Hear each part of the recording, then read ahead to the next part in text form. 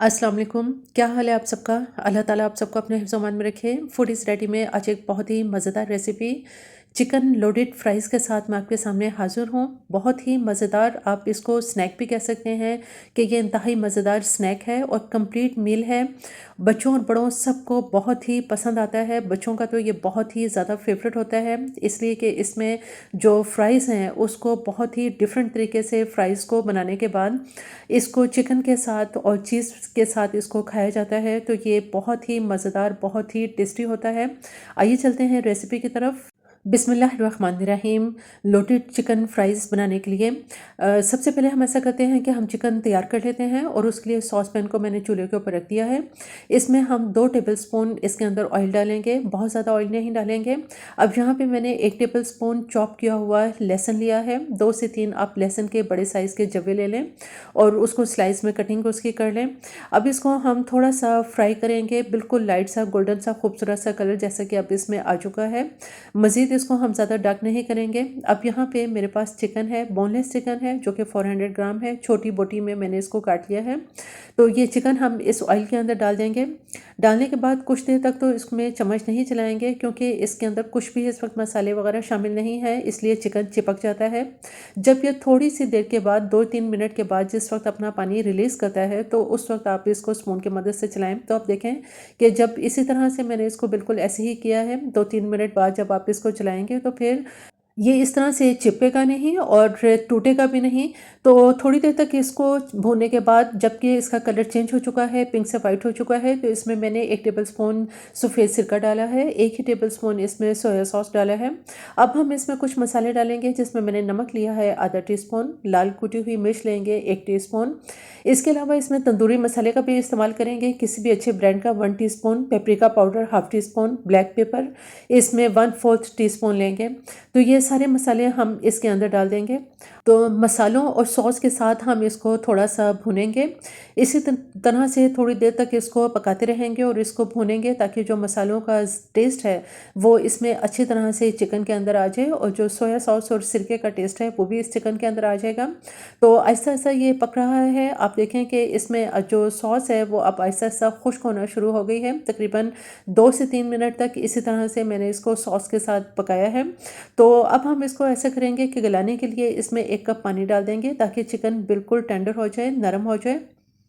तो जब तक चिकन पक रहा है, हम ऐसा करते हैं कि दूसरे यहाँ पर सॉस पैन के अंदर मैंने पानी लिया है। इसमें हम सबसे पहले तो जो फिंगर चिप्स की तैयारी करते हैं, चूँकि हम लोडेड फ्राइज़ बना रहे हैं, इसलिए इसको बनाने के लिए यहाँ पे मैंने सॉस पैन में 3 से 4 ग्लास पानी डाला है और यहाँ पे मैंने 3 बड़े साइज़ के आलू लिए थे, जिनका छिलका उतार के इस फिंगर चिप्स की शेप में मैंने इसकी कटिंग कर ली है। इस गर्म पानी में हम ये सारी आलू की जो चिप्स है ये इसके अंदर डाल देंगे और इसको ज़्यादा देर तक नहीं पकाएंगे, सिर्फ और सिर्फ 2-3 मिनट तक इसको पकाएंगे।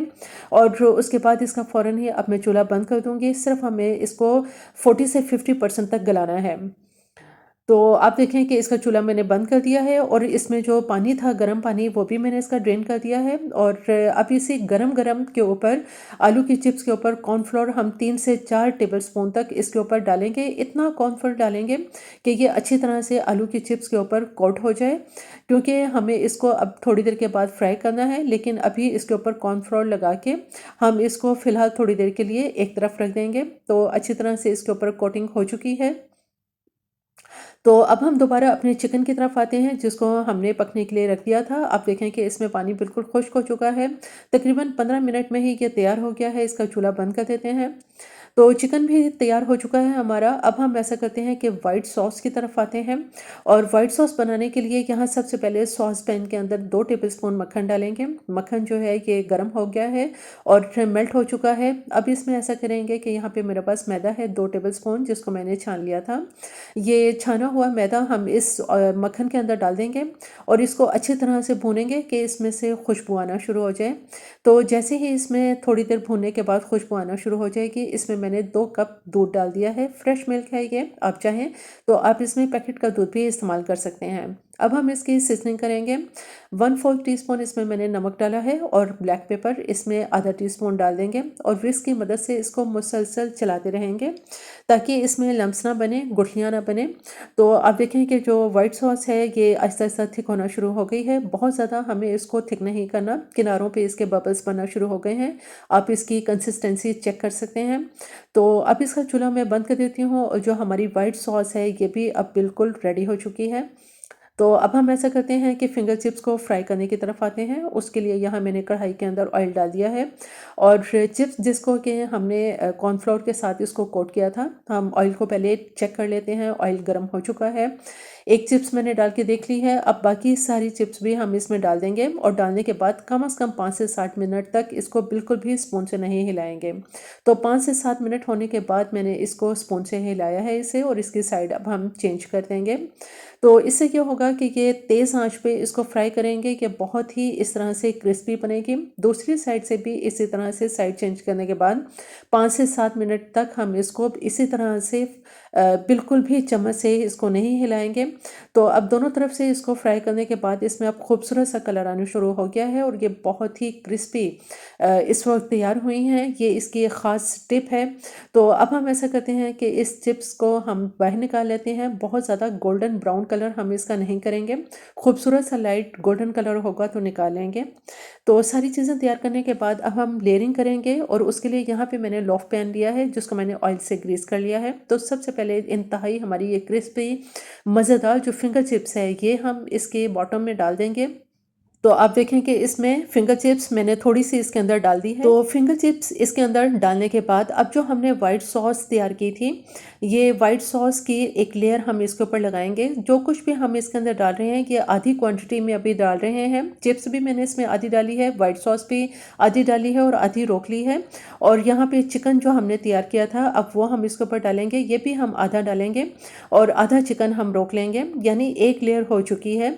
अब हम इसकी दूसरी लेयर लगाएंगे। जो हमने दूसरी लेयर में बाकी जो हमने चिप्स बचाई थी ये अब हम सारी की सारी डाल देंगे और इसी तरह से बचाया हुआ जो चिकन है ये अब दोबारा इसके ऊपर सारा का सारा डाल देंगे और वाइट सॉस सबसे आखिर में अब इसके ऊपर डालेंगे। जितनी हमने वाइट सॉस बचाई थी अब ये सारी वाइट सॉस इसके ऊपर डाल देंगे।